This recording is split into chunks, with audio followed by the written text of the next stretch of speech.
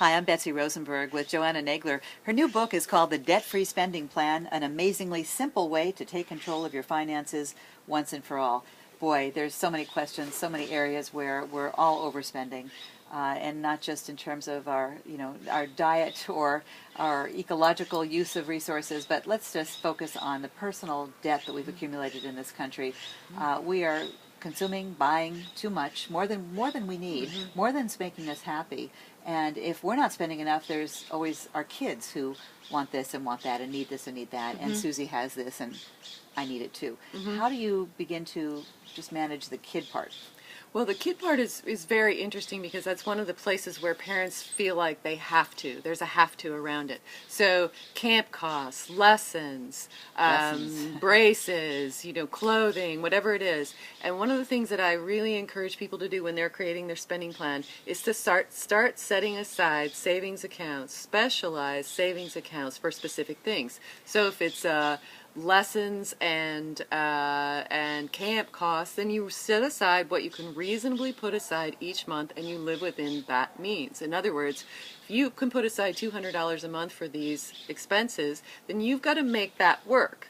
So you're going to choose based on how much money you have. I call it proportional spending. What it means is that we don't get to gouge in one area and then engage in self-deprivation in another area, and therefore we've got to bring the credit cards to the rescue to fill in the gap, but then we've got so much stress and we're cycling in our relationships, we're arguing, there's stress in the family, the kids feel it. It's not good for any of us, right? So the whole idea of proportional spending is to look at, okay, what are our basic needs? Here are our bills, here are our daily needs.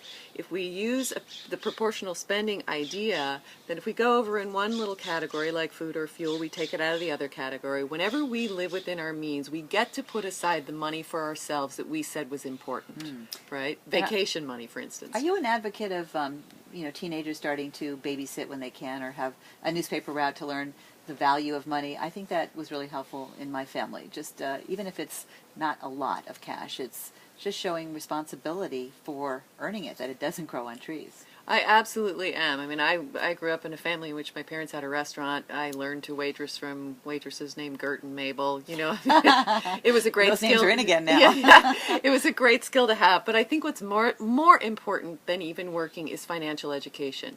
I think kids need to know how much things cost. I think they need to learn how to manage money. What I wish my parents would have said to me, or what I wish other parents would say to their kids, is, look, here's how to live within your means. Here's how to take a job that you love, even if you earn less, and still not go into debt.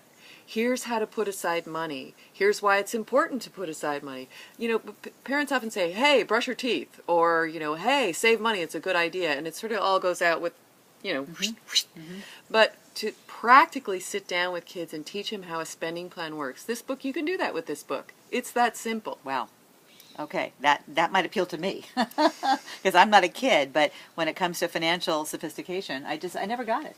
Yeah, and most people didn't. I'd say that there's a lot of people who feel responsible, and those are the people who the literature is now speaking to, right? The literature that's on the shelf is, okay, debt's a bad idea, and now here's how to invest. Here's what to do with your money, right? But for those of us who are in debt, that doesn't work. We need something simpler. We need a tool that's non-complicated that will help us learn to live within our means without feeling deprived.